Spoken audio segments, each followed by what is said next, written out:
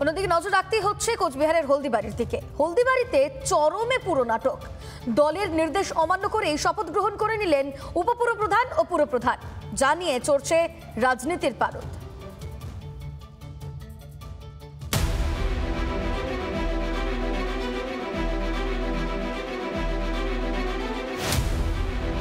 ছাব্বিশের আগে পুর প্রশাসনের রদবদল।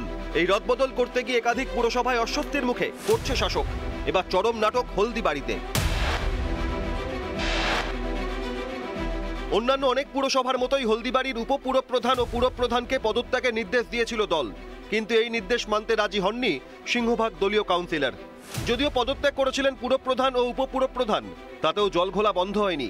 বৃহস্পতিবার নিজেদের মধ্যে বৈঠক করেন 11 জনের মধ্যে 7 জন তৃণমূল কাউন্সিলর। তারা পুরনো নেতৃত্বেই আস্থা রাখেন। এরপর পুরপ্রধান ও উপপুরপ্রধান পদে শপথ নেন পুরনো পদাধিকারীরাই। ভাইস চেয়ারম্যান আমাদের যে যিনি ছিলেন তিনি মিটিং ডেকেছিলেন সরকারিভাবে, সেই মিটিং অনুযায়ী আমরা সকল সিদ্ধান্ত নিই। তার মধ্যে একজন কাউন্সিলর আসতে পারেনি। 7 জন কাউন্সিলর উপস্থিত ছিলেন 11 জনের মধ্যে। এই 7 জন কাউন্সিলরের মধ্যে তারা সিদ্ধান্ত নেয়। 7 জন কাউন্সিলরের উপস্থিতিতে আমরা আলোচনা করি চেয়ারম্যান ভাইস চেয়ারম্যানের।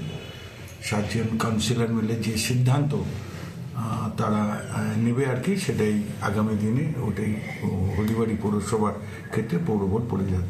এদিকে সূত্রের খবর, দলের নির্দেশ অনুযায়ী পুরপ্রধানের কুর্সিতে বসার কথা সৌরভ রায়ের। তিনি কি বলছেন শুনুন। অর্থাৎ দলের সংগঠনের নির্দেশের বাইরে আমরা কোনো পদক্ষেপ নিতে রাজি না। আমরা 3 জন। দল আমাদের যা বলবে আমরা সেই সিদ্ধান্ত অনুযায়ী চলতে বাধ্য এবং বদ্ধপরিকর।